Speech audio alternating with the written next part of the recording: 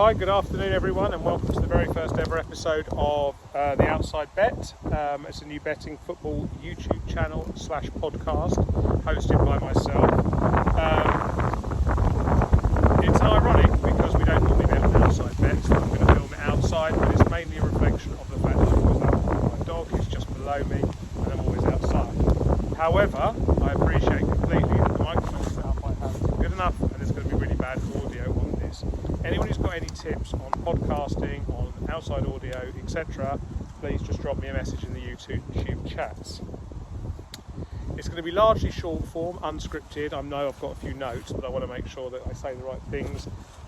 It's going to have an audio version, and of course there'll be other things associated with the podcast. It's about 10 minutes an episode, and there'll be multiple episodes per week. And if you add them to your stream and your feed, it'll be much appreciated. And if you like, subscribe and all the good stuff that you're supposed to do, then it will help me out massively. But also, I will try and get the same coverage over on podcast land, as I suspect a lot of our users, from the feedback I've already received, will require that. This podcast will not give our actual bets. The actual bets we make are subject to a very sophisticated WhatsApp group of gamblers who get and pay for the bets that we make. This will be a general background, a general bit of feedback and a bit of football news and knowledge, and we'll probably put a bet in at the end of each episode as a teaser, but also as something that people can get their teeth stuck in. And there will be one today on the championship slate, which is happening this week. I think it's the Coventry game, but I shall have a look and put my glasses on and tell you at the end. The rough aim of a week will be to cover the football on the weekend's football on the Monday, which is today. Have a quick look at that.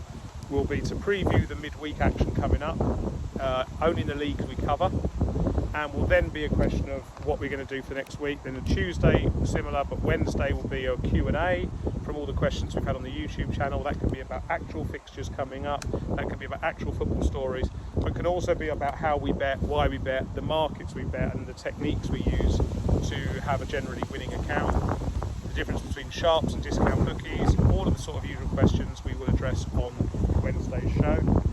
I will also spend time every day answering any questions in the chats on YouTube and on Patreon, which will probably get launched at some point later. The idea behind the Patreon is you'll get our score predictions for all of the leagues we cover, and you'll be able to use those score predictions, the tips I give you on how to bet, to make hopefully good betting decisions. Again, it will not be our bets. Our bets go out to a discrete group of people who pay quite a lot of money for that service, and it will not impact them at all. They will effectively get this content for free because they're already getting this, they're watching this, consuming it, and they're already receiving the bets that they pay for.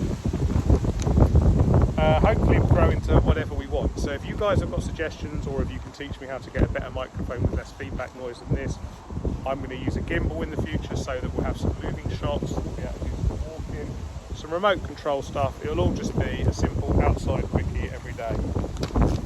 On a Monday, I'll review the bet results we had, and this week it was a poor week. Shouldn't start a podcast after a losing weekend, but we lost about half of what we'd made the week before, which is a classic par for the course. We expect all of our bets to be winners or losers, and we expect to make a lot of them, and on the whole, we try and return 10 to 12 to 13% a weekend.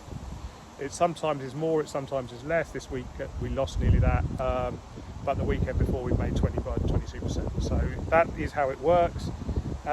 We've bet on all of the leagues. I can tell you right now that Brazil was our big problem, and in fact about 100% of our loss was covered by Brazil. Obviously it's a portfolio, so the championship bets were up, Germany was down small, Italy was up, the Premier League was down, and Spain was up.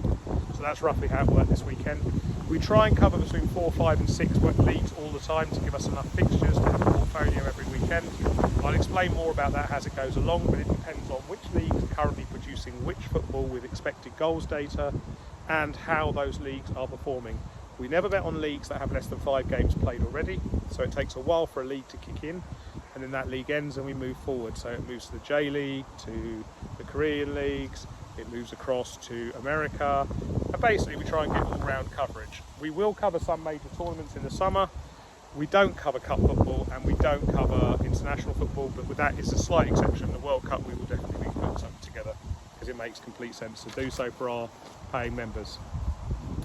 It was a busy weekend of football, like it always is. I mean, we're up to 5 minutes now, so I won't go mad into running through what every league did. But obviously, it goes without saying that the Premier League is our biggest marketplace. It's by far and away the most watched football, and we have the most expertise in this space. We lost a small amount this weekend, but we normally do very well in the Premier League.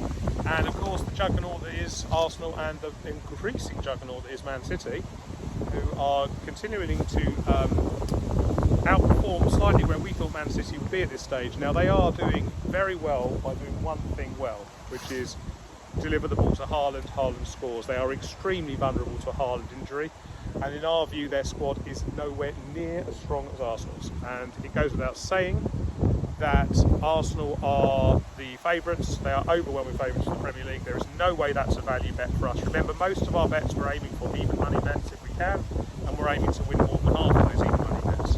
And so Arsenal are completely out of the running for a bet for us. We don't tend to bet on season-long bets, and the reason for that is we don't want to lose the liquidity and tie up the funds. We tend to just bet over the weekend or over the midweek. In fairness, the value on the books that we look to trade are normally, the best value is normally 2 days out to 1 day out to on the day. It's the fairest price, therefore the least value. Sometimes we get a few things there, but on the whole we are looking for even money bets where we think and our models think that the price the bookmakers are offering is off, and if we can get even monies and we've got a value price, then we will bet. And that's what we'll show you one today, and then hopefully one in Brazil tomorrow, because this week in the midweek we've only got championship games and we've only got the Brazilian Serie A. We don't bet on the Champions League because there's never enough data. If you think about it, there's only 5 group games before it kicks in, and then we have the same problem as we always have, which is by the time 5 games have kicked in, some squads are resting players because they've already won 5 games. Some squads are trying really hard because they want to get in the top 8, and all of that leads to skewed performances, which is not reflective on skill or goals. And we are preferring all of our models to be based on pure football, i.e. each person is trying to win each match. There's no I'll be happy with a draw, and there's no I'll be happy if we lose this one because we've rested all of our players because we're ahead. That happens at the end of a Premier League season, and you have to keep an eye out for it, and we start reducing our bets to those teams that are on the beach. We will not go near that in the Champions League. Occasionally we do something, and I'll let you know if we do. The Championship was very interesting this weekend because the top 2 teams lost. That does not happen every time, and it scrunches the table up and gives us much better value opportunities going forward, because of course all the teams will need to win for longer. The Championship is a funny league because that's what always happens. Everyone always tries to win every game, and nearly everyone is in the running till the end because of the playoffs. And that means there are less teams on the beach, there are far more matches, and it is one of the best places we bet on, period. There are games in midweek most weeks because there are 46 matches, and it is a huge source of profit. It's less well covered by the bookies, and there's normally always one game in which to bet on. If we scan through some other highlights, Barcelona won, which means they're back in the title race, but Real Madrid won because there you are, Real Madrid. And that league is going to come down to the matches between themselves. We do find various bits of value to bet on in the other games. It's quite a low scoring league. And in low scoring leagues we tend to get less variance, which means we have to be very careful with bet choices. But you'll learn all about how we bet. We've brought the Bundesliga on, and we're bringing the Eredivisie on at the moment because they've of course played 8-9 games now. And if we are short of other picks and other leagues are resting, then it's good value for us. We're coming up to another international break, which is disaster, so maybe I shouldn't have started this podcast until after the international break. It has to be said that international breaks are not our friend. We just tend not to make any bets, but I'll explain that next weekend after this last weekend of league fixtures. Without wishing to bore everyone about boring things, we got killed in the Brazilian Serie A this weekend. And I think, without knowing, that is largely because the teams are scrunching up to try and get in this top 7. If you don't know how the playoffs work in the top 7, it's a complicated league system, and it's not necessarily first past the post. And so now you're getting a scrunching up of teams who are desperate to get in the top 7. That gets them into another competition, which get effectively like a Champions League of South America. And so now you are slightly finding different motivations for playing. So we need to be super careful, and we will reduce our weight size accordingly on the Brazilian Serie A. I've got here the predictions. These are the golden books. You'll see me always holding playbooks. Here's the Championship, and is the Brazilian Serie A, because they are playing this week. We've gone through the first look at prices. Now, we can find places, possibly trades. I've got my glasses on. There might be a chance to trade some unders in the Leicester game and in the Portsmouth game this week, and there might be some chance to trade some overs in the Bristol City game, the Derby game and the Ipswich Town game. So there's some quick leans for you to have a look at. If you know how to trade those, please do so. If you don't know how to trade those, you can do research on YouTube for any of these overs and unders trading strategies. Learn how they work, back test them, but then you've got to find the games, and I've just given you the games. So that's my little piece to you.